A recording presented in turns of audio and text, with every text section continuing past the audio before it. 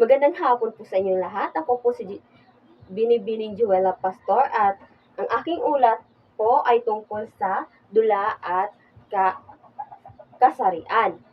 Sa mga dulang Pilipino, ang paglalarawan ng kababaihan ay madalas na nakabatay sa mga kultura na pananaw at tradisyonal na papel ng mga babae sa lipunan. Ngunit, sa paglipas ng panahon, ang mga representasyon ng kababaihan sa mga dula ay nagbabago at naging mas maligaya at mas matapang. Ipinapakita na may kakayahan silang manguna at magtakda ng sarili nilang kapalaran. Halimbawa nito ay ang Nole Me Tangere. Ang Nole Me Tangere Ang Nolimitang Here. Ang Nolimitang Here ay isang klasikong akdang Pilipino na sinulat ni Jose Rizal.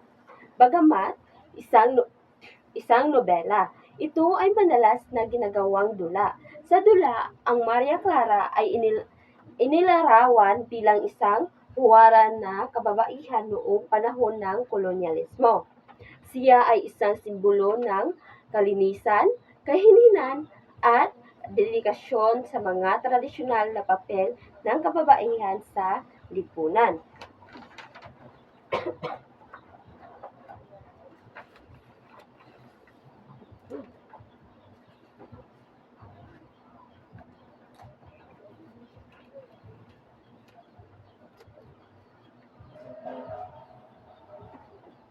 At ang pangalawa naman ay mga temang LGBTQ+ sa mga dula. So, ang mga temang LGBTQ+ sa mga dula sa Pilipinas ay naging mas prominente at makulay sa mga nakaraang taon dahil sa pag-usbong ng mas malayang pagpapahayag at pag-unawa sa mga isyu ng kasarian at sexualidad.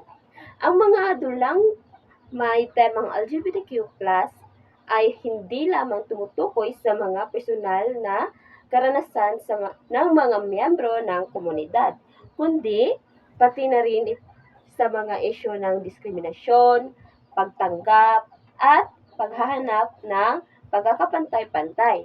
Bagamat pangunahing isang musikal na nakatuon sa mga karanasan ng kabataan sa dekada 90 ang huling El Bembo.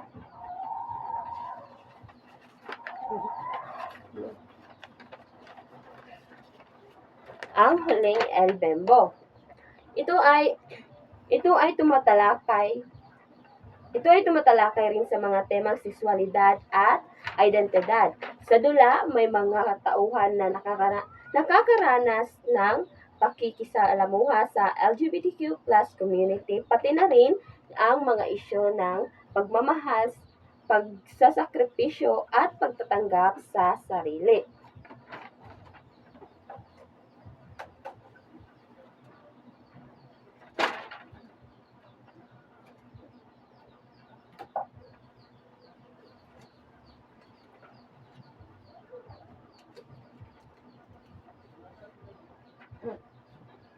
At sa pangatlo naman ay ang mga papel ng kasarian sa mga tradisyonal na dula. Excuse. Sa mga tradisyonal na dula, may mga papel na itinakda para sa mga kasarian na kadalasang may matinding kaugnayan sa kultura at paniniwala ng komunidad. Ang mga papel ng kasarian ng mga dula ay maaaring magkakaiba-iba depende sa uri.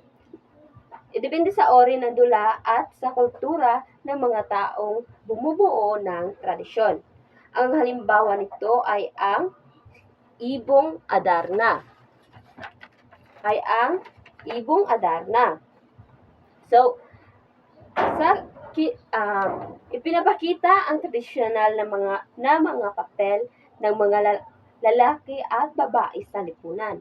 Si Don Juan, ang pangunahing tauhan, ay isang lalaki na sumusunog ng mga pagsubok upang hanapin ang Ibong Adarna at magpagaling ng kanyang ama. So,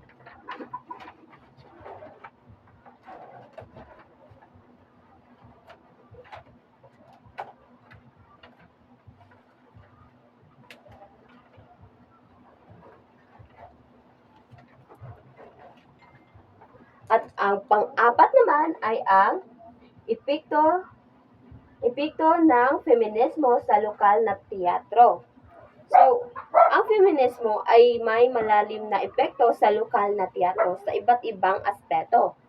So, sa pamamagitan ng mga prinsipyo ng feminismo na naglalayong taguyod ang karapatan ng kababaihan at labanan ang mga uri ng hindi pagkakapantay-pantay at diskriminasyon.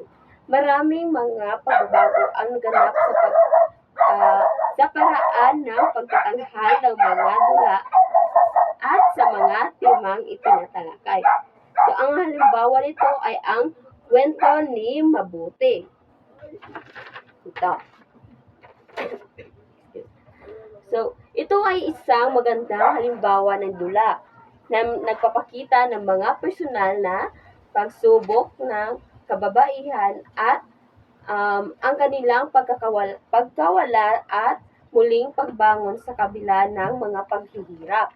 Si Mabuti, ang pangunahing tauhan, ay isang guro at ina na sumusubok balansehin ang kanyang papel bilang isang guro at isang babae sa ilalim ng mga inaasahan ng lipunan.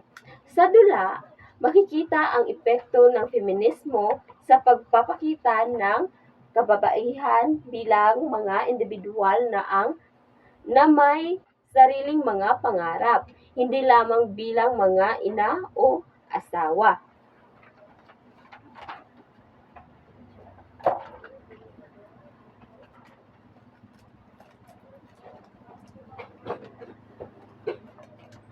At ang panghuli naman ay ang pagkakatawan ng mga queer sa makabagong mga dula.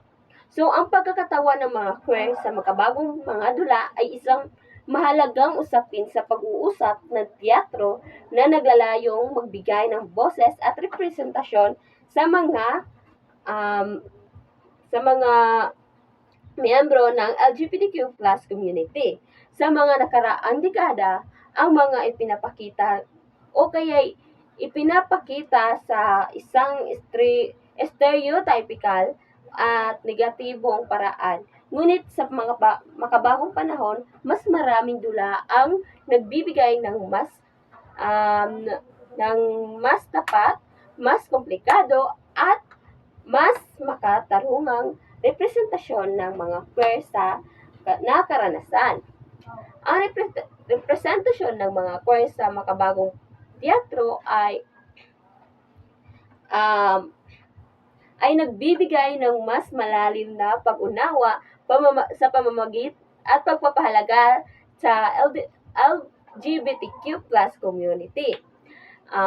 Sa pamamagitan ng makatarungang representasyon, ang mga dula ay hindi lamang nagbibigay ng libangan, kundi nagpapalakas din ng boses ng mga queer na ito at nagbibigay ng platform upang maipahayag ang kanilang mga karanasan, pakikibaka at tagumpay. At ang halimbawa naman nito ay ang